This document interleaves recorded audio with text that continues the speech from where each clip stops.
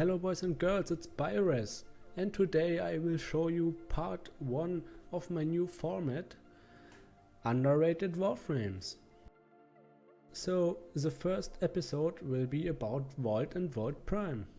But first I want to tell you the differences between the normal Warframe and the Prime Warframe.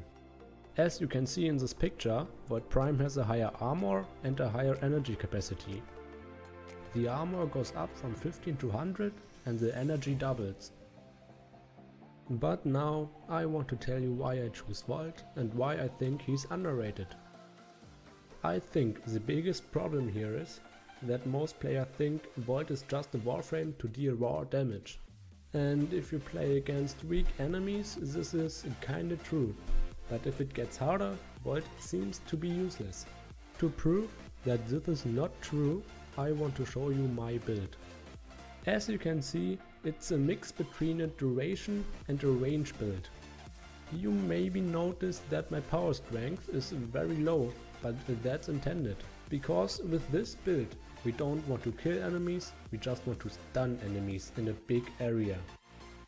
Of course, I'm talking about the discharge ability right now.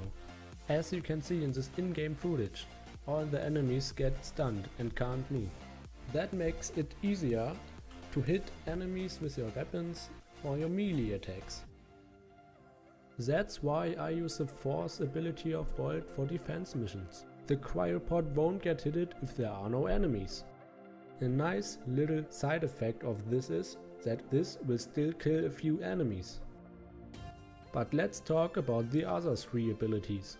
Vault's first ability is called Shock. You can use it to deal damage to a single target, and then it will chain damage to nearby enemies. As you can see, I use the ability to stun a small group of enemies and have enough time to kill them all without getting any damage. His second ability is called Speed. It will give Vault and nearby Warframes a speed buff. Next to this, it will increase the melee attack speed and the reload speed. But the most players use the ability for speedruns. Last but not least, Electric Shield. Believe it or not, this ability is pretty useful too. Shots fired through the electric shield will give Vault and his allies a 50% electricity damage and a 200% critical damage bonus.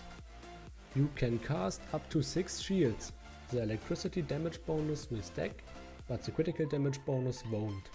So if you place 6 shields, you will have a 300% electricity damage bonus, but just 200% critical damage bonus.